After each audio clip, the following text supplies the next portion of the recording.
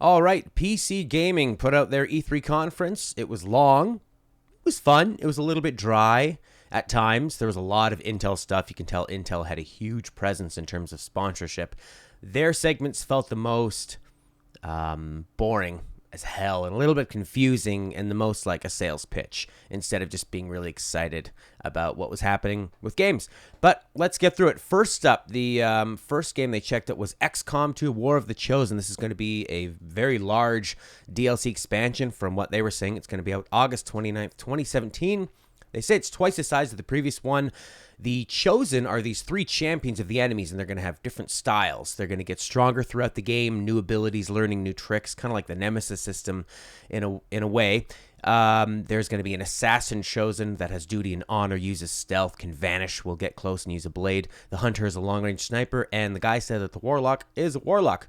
There are also these Fallen, and these are zombie-type creatures that are going to be populating the cities that were destroyed by the alien invasion 20 years previous. So when you go back and fight over these cities, I'm assuming to fight for resources and control points, the Fallen will be there. They're drawn to the sounds of combat, but they are not choosy about who they attack. They'll attack humans. They will attack aliens. War of the Chosen. That looks good. You know, I really wanted to like XCOM, the first one. I didn't like the graphical style. I should give it a chance. I own it on Vita, and I own it on PS3, and I think I have it on PC. I keep grabbing it whenever it's on sale, and I think one of these days I'm really going to play the hell out of it. Unfortunately, I haven't done that.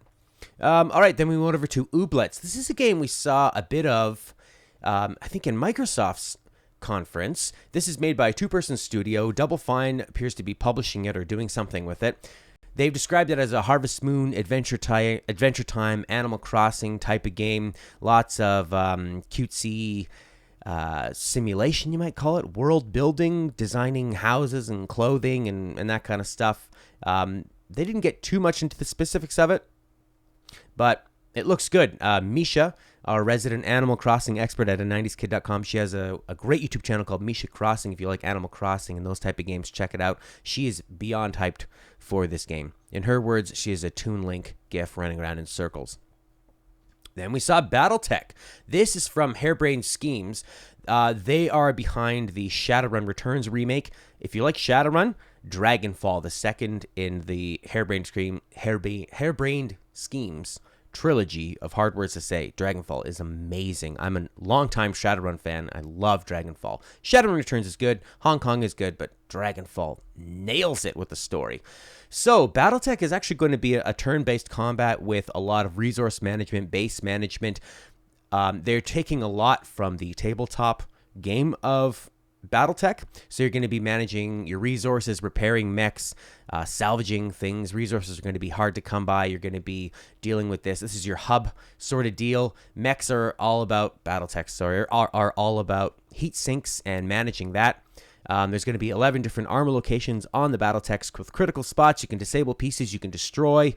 Looks like it's going to be really good. I love what they did with Shadowrun. They've been working on this for a long time. If you're into game soundtracks, John Everest did the soundtrack for Dragonfall Hong Kong. The guy's excellent. Great music. I'm excited to hear what he did for BattleTech. And I've seen from his Twitter feed that there are a bunch of orchestrated sessions going on. So that should be very epic. Next game we saw was called Mount and Blade 2. Braveheart Dynasty Warriors type medieval game. You know, there's a lot of this running around with pointing your sword and shooting bow and arrow. I'm sorry that this video is a bit blurry, but that is the feed that I got for this. So it's really more about what happened than looking at this. If you'd like to see it in HD 4K, by all means, go check it out.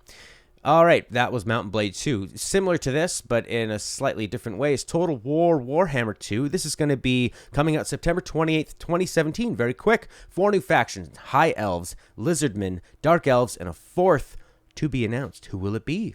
The Skaven they already had. Chaos, that'd be fun. Yeah, should be great.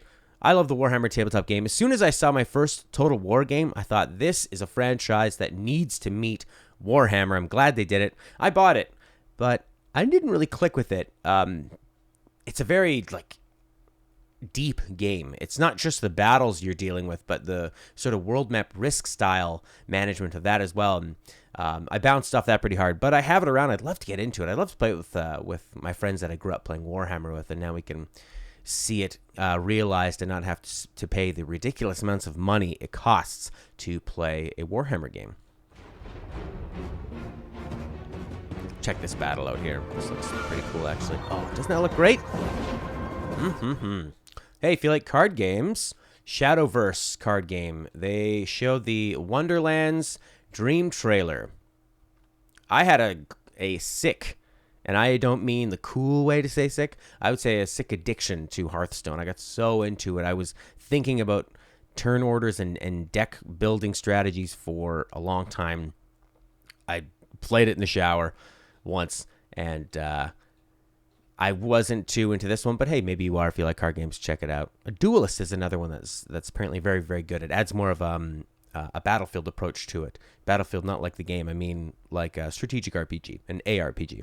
Then Intel came on, and they talked about stuff, Core i9 Extreme Edition, Destiny 2 on PC. They brought a streamer out, and he said, here we go, compelling content with AAA titles. Yeah, whatever.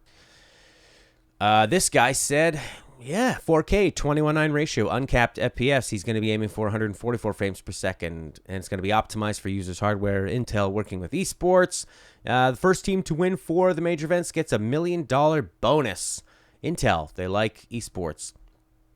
That's great. Echo Arena we're going to see later on. Let's move on. How about this game, Tunic? This is an isometric ambient music and very Bastion-style isometric game. I guess voxel graphics you might call those, with big bosses.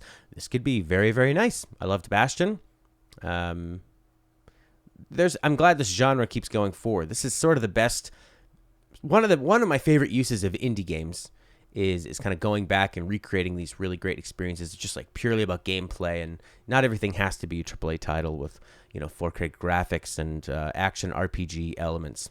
Although this probably will have action and RPG elements. They talked to the Player Unknown Battlegrounds developer. He said the game's not actually fully released, even though it's very, very popular right now. There's new things coming. First and foremost, they're focusing on stability and the server. Then they're going to be adding dynamic vaulting, different animations for different heights of things you're vaulting over. The weather is improved. They're going to add rain, sunsets.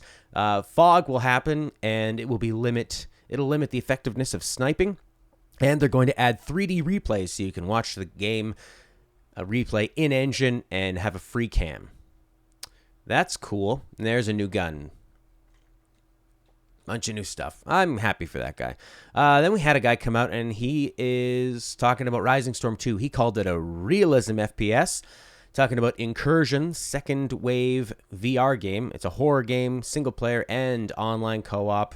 And then he talked about Killing Floor 2, the Incursion DLC. I might have those names mixed up. Actually, could be wrong there. Anyways, Killing Floor 2 Incursion DLC is going to have a timed. Look how this actually looks really cool. This horror one that I might have the name wrong. He wouldn't call the game Incursion and call his Killing Floor 2 DLC Incursion, but that looks neat. God, VR horror is just going to kill people. So, Killing Floor 2 is going to have this timed seasonal event called the Summer Sideshow. It's going to last just 1 month, have 50 cosmetic items for free, minigames, 2 new weapons. Other mode is going to be a weekly outbreak. Each week has a new mode, starting out with Cranium Cracker, headshots only. Shoot a Zed or a player, and they shrink. That's another mode.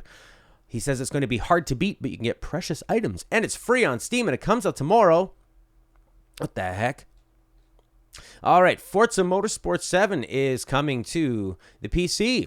700 cars, mouse and keyboard support, and of course, every fan requested USB wheel. They were even testing out some Guitar Hero controllers just to make sure that they had the USB done. All right, moving on. Sea of Thieves coming out in early 2018. There's a tech alpha available for sign up. 4K, unlocked frame rate, 21:9 resolution. He said that the PC version is not a port, but they're actually building both games at once for Xbox One and for PC to make sure that they have maximum optimization. That's pretty cool. Now, the next game, this is my personal favorite from the show, The Last Night, Cyberpunk game. This developer here actually took the time in his presentation to apologize for the remarks he made and the whole controversy around Gamergate. That was big of him to do. Anyways, Cyberpunk, game, The Last Night, cinematic platformer, story-driven like Flashback, if you've ever played that game. It's about machines surpassing humans, not only physically, but emotionally, creatively, etc. Character had some kind of childhood accident, so he can't enjoy this gamified life that everyone else enjoys. Wants to change the world, going to meet questionable characters along the way. The gameplay is going to be an inspiration from point-and-click adventure games. You're going to be solving puzzles, lots of dialogue, but real-time components. So if you're breaking into a house, they brought up on the show as an example, if it's at nighttime, maybe the police see you. If it's in the daytime, maybe character sees you. There's going to be the gameplay is divided up into a set of days, and the days are all interconnected. What's his name? Day 9 brought up an example. So if you dropped out of a conversation with somebody on day 2, they would remember that a couple days later. Looks really, really great. I just love the style. He said he came up with this 2D pixelized, however he's layering this, 2D meets 3D from his time in marketing and brand. So maybe marketing isn't all evil. Next game. Sort of a competitor with Minecraft. It's going to be called Islands, but spelled with a Y. Y-L-A-N-D-S. Stands for Your Lands. It's a sandbox survival Minecraft type game, but you can make your own games. So you could be in a desert island doing just surviving, building houses, building boats. You could build a racing game in here. You could build some sort of Uncharted type game with platforms, with puzzles, and it looks really funny. It looks great. There's an alpha version available now, and it's coming to Steam Early Access later this year. Moving on. Griftlands. This is from the makers of Don't Starve. This looks like it has a lot of narrative, dialogue, turn-based combat. They didn't really show a lot. They showed some loot and some resource management, sort of like a Banner Saga, I guess. Not really my cup of tea, but it depends. If the story comes off really good, I think I could get into this one. Echo. Lone Echo is going to be a VR game in space where you're moving around a space station. I think this is a great idea for a VR game. VR motion is something that developers are still working on. How do you manage that? How do you make it feel like you are walking or moving? Should you be using a joystick? This is perfect. Make people weightless, have them grabbing onto objects and flying around. I think that's a fantastic idea. They said that they came up with the mechanic first and then built a game around it, which I think is a pretty damn good idea. They're going to have a multiplayer VR futuristic sports in 0G based off of this engine called Echo Arena. That's going to be free release, limited time on Oculus Rift on the launch because of Intel. That's another one of their sponsors. So Lone Echo, check it out. And then Echo Arena if you're into more competitive action. All right, Lawbreakers, August 8th. Cliffy B came out. He said it's going to come out August 8th. PC and PS4, he said it's going to cost $30, and in his words, he said none of that $60 multiplayer-only bullshit. He actually had a funny comment about the beta. There's going to be a closed beta June 28th and an open beta June 30th, and he said that these pre-release betas that come out a week before the game releases are bullshit marketing because you can't actually fix anything, and they have been fixing a lot of things based on people's feedback. They said they fixed the shotgun being too spammy, the overcharge not being exciting, and they changed the speeds to make it a lot more faster. But they still want people's feedback. They want to improve this game, and how can you not like Cliffy B? His presentation and his attitude made me want to check this game out. War Groove, if you like Fire Emblem or Advanced Wars, this is a game from Chucklefish, the publishers behind Stardew Valley and Star Breeze.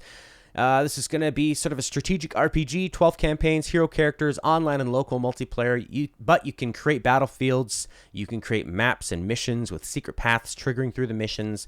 The level editor looks very, very intuitive. That's actually what they showed off. And you know what? I say anyone who goes up on a stage and a live event that is streamed to millions of people around the world and add it to level live, I think that's pretty ballsy. That's not the most stage-friendly live event, and it's got me intrigued. I've never really played Advanced Wars. I played Fire Emblem. I'm not too big in this graphical style. I'm all for like cutesy and old school. But this is very. I mean, this would look great. I guess you could probably play this on a phone. They didn't actually say what it was coming out for. I'm imagining obviously PC, but it might be a great little Android or handheld game. All right, then we saw the big two at the end. Middle-earth Shadow of War coming out October 10th.